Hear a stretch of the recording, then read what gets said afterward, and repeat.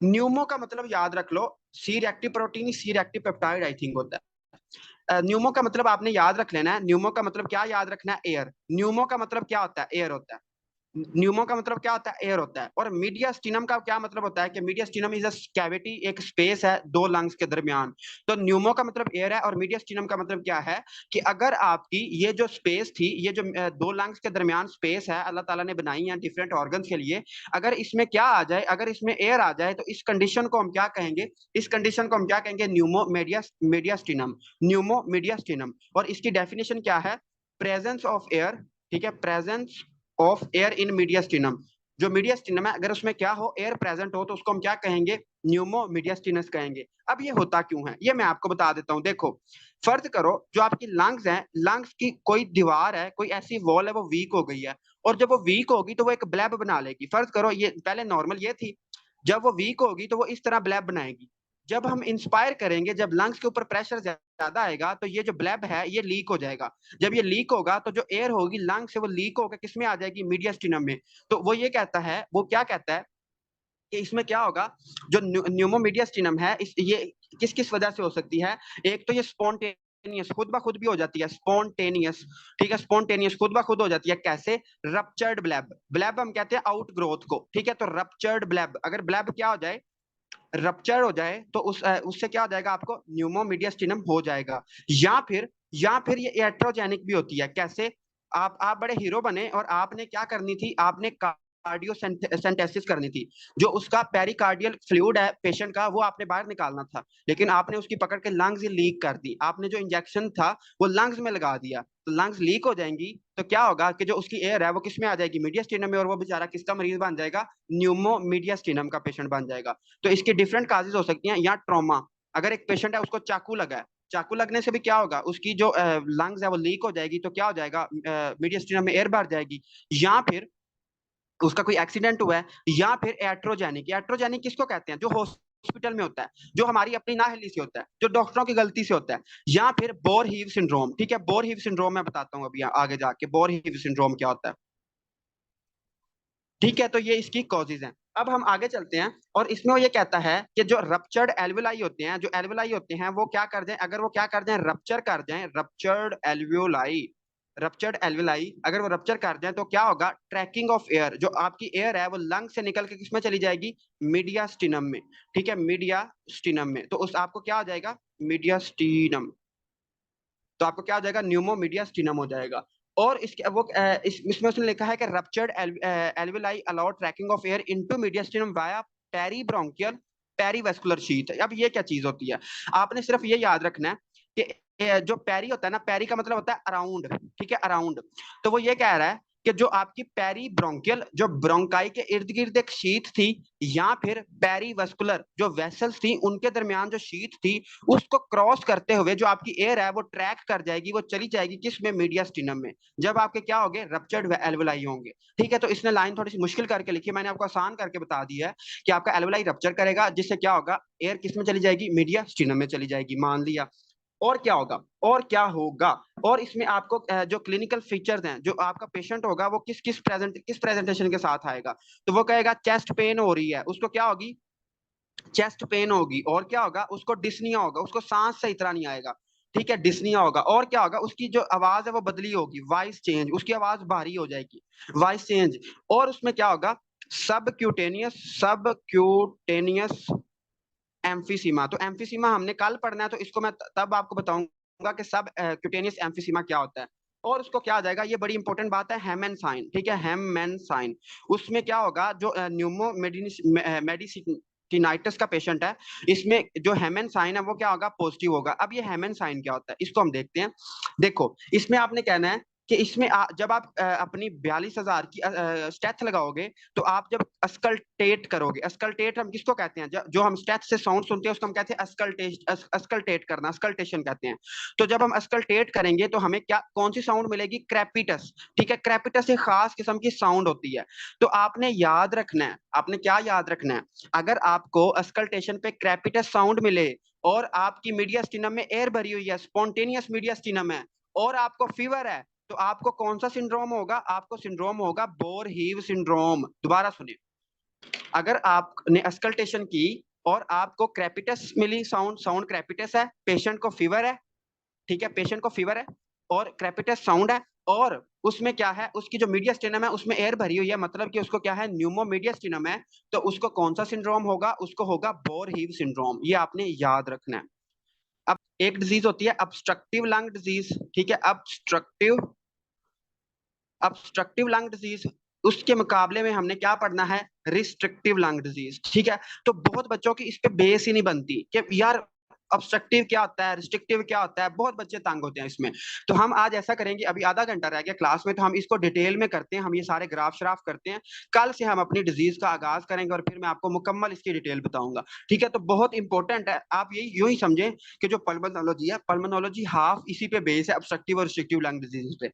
आप जब हॉस्पिटल में बैठोगे तो आपको जो वो मतलब टोलियों में आएंगे मरीज इसके, ऑब्स्ट्रक्टिव और रिस्ट्रिक्टिव लंग डिजीज के। तो आपने इसको अच्छे से कर लेना ताकि आपको आगे जाके प्रॉब्लम ना हो। ऑब्स्ट्रक्टिव लंग डिजीज और रिस्ट्रिक्टिव लंग डिजीज होता क्या है, पहले तो हम इसकी बहुत बेस से स्टार्ट करते हैं। देखो, सबसे पहले आपने याद रखना है कि जो ऑब्स्ट्रक्टिव लंग डिजीज होती है ना, it is due to obstruction. इसमें क्या आ जाती है, कोई रुकावट आ जाती है, ठीक है। जो हमारी एयर है उसमें कोई रुकावट आ गई है, एयर में ऑब्स्ट्रक्शन आ गई है, जो एयर का रास्ता था उसमें कोई ऑब्स्ट्रक्शन आ गई है।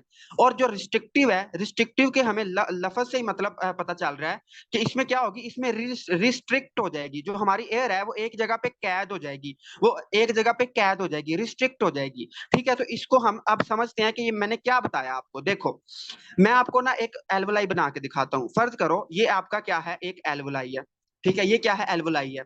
अब जो ये एल्वुलाई है, इसमें फर्ज करो कि ये एम्फिसीमा का पेशेंट है, ये ऑब्स्ट्रक्टिव लंग डिजीज का पेशेंट है, और ये इसका एल्वुलाई है। इसमें होता क्या है, जो इसका रिकॉइल होता है ना, इलास्टिक रिकॉइल, ठीक है, इलास्टिक रिकॉइल इस बंदे का, इस एल्वुलाई का बहुत कम हो गया, इसमें रिकॉइल ही की पावर ही नहीं बची, ये बिल्कुल फ्लॉपी लाइक हो गए, ये बहुत नरमो मुलायम से हो गए हैं।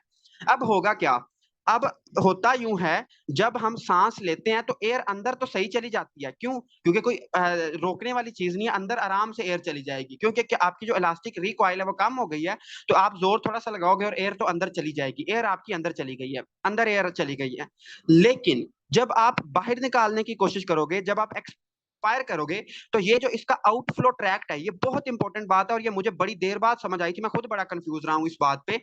देखो, जब हम अंदर लेके जाते हैं एयर, तो क्या होता है, एयर अंदर तो चली जाती है, लेकिन जब हम बाहर निकालने की कोशिश करेंगे तो क्या होगा, जो आउटफ्लो ट्रैक है वो कोलैप्स कर जाएगा, वो क्या कर जाएगा, कोलैप्स कर जाएगा। इसको मैं इस तरह आपको मिसाल दूंगा, आप सब ने बैलून तो बचपन में बड़े फुलाए हुए हैं ना, तो अगर हम एक बैलून है, उसमें हम हवा भरें और उसको हम 3 दिन के लिए छोड़ दें, तो 3 दिन के बाद वो फ्लॉपी सा हो जाता है, उसकी जो दीवारें होती है वो सख्त सी हो जाती है और अजीबो गरीब सा हो जाता है।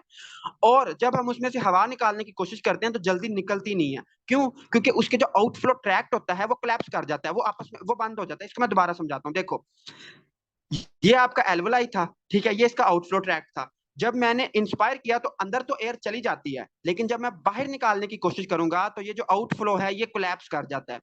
ये क्या करता है, कोलैप्स कर जाता है। तो इसमें क्या आ गई, ये बंद हो गया, तो इसमें क्या आ गई, ऑब्स्ट्रक्शन आ गई। तो इन सारी डिजीजेस को हम क्या कहते हैं, obstructive lung disease, obstructive lung disease. दोबारा सुने, मैं अंदर तो गैस को ले जाऊंगा, लेकिन जब मैं बाहर निकालने की कोशिश करूंगा तो जो उसका आउटफ्लो है, जो उसका बाहर का रास्ता है, वो कोलैप्स कर जाता है। क्यों, क्योंकि उसकी इलास्टिक रिकॉइल बिल्कुल ही खत्म हो चुकी है। और जब वो कोलैप्स करता है तो क्या होगा, क्या होगा, ऑब्स्ट्रक्टिव लंग डिजीज हो जाएगी। लेकिन इसके बरक्स रिस्ट्रिक्टिव लंग डिजीज में क्या होता है, हमारी एयर रिस्ट्रिक्ट हो जाती है, कैद हो जाती है। कैद कैसे होती है, फर्ज करो ये एल्वुलाई है, ठीक है, ये क्या है, एल्वुलाई है, और क्या हुआ कि कोई इंटरस्टिशियल लंग डिजीज, जो इसका इंटरस्टिशियम था, इसकी क्या हो गई, फिब्रोसिस हो गई, इसकी जो दीवारें थी उसमें फिब्रोसिस हो गई, वो सख्त हो गई, वो क्या हो गई, स्टिफ हो गई, वो क्या हो गई, बहुत सख्त हो गई। जब वो सख्त होंगी, जब वो सख्त होंगी तो क्या होगा, जब मैं एयर को अंदर लेके जाऊंगा तो मुझे बहुत जोर लगाना पड़ेगा। क्यों, क्योंकि जो मेरा बैलून है, जो मेरा एल्वुलाई है, वो तो बहुत सख्त हो चुका है। पहले क्या था, वो पहले नरम था, तो जब मैंने बाहर निकालने की एयर एयर को कोशिश की तो वो ब्लॉक हो गया, तो ऑब्स्ट्रक्टिव लंग डिजीज। लेकिन जब मैं जो रिस्ट्रिक्टिव लंग डिजीज होती है, इसमें जो मेरी लंग्स है इसकी फिब्रोसिस हुई पड़ी है, लंग सख्त हो चुकी हैं, तो जब मैं इंस्पायर करने की कोशिश करूंगा, इंस्पायर करने की कोशिश करूंगा, तो क्या होगा, मेरी एयर अंदर ही नहीं जाएगी। क्यों? क्योंकि दीवारें बहुत सख्त हो चुकी हैं, उसकी फिब्रोसिस हो चुकी है। और जब मुझे किसमें मसला आएगा, इंस्पायरेशन में मसला आएगा। किसमें मसला आएगा? इंस्पायरेशन में मसला आएगा। लेकिन जो मैं एक्सपायर है, जो चूंकि ये सख्त है तो इसमें एयर कम आएगी, तो जो मेरी जब मैं वापस बाहर निकालूंगा एयर, तो मेरी एक्सपायरेशन नॉर्मल होगी but inspiration will be damaged. जो मैं इंस्पायर नहीं कर पाऊंगा रिस्ट्रिक्टिव डिजीज में, और मेरी एक्सपायरेशन क्या होगी, नॉर्मल होगी। जब मैं इंस्पायर ही नहीं कर पाऊंगा तो मसला आएगा। और ऑब्स्ट्रक्टिव लंग डिजीज में किसमें मसला है? एक्सपायरेशन में। जब मैं बाहर हवा निकालने की कोशिश करता हूं तो मेरा जो आउटफ्लो है वो क्या हो गया है, वो क्या हो गया, ब्लॉक हो गया। अब मैं इसको आपको समझाता हूं कि इसको मैं मतलब कैसे हम इसको और ज्यादा देखते हैं। अब इसको थोड़ा सा हम छोड़ते हैं और हम दो टर्म्स सीखते हैं, बहुत इंपॉर्टेंट टर्म्स हैं। ये आगे आपको मतलब क्लिनिकल में और आगे आपके बहुत काम आएंगी, गौर से देख लेना।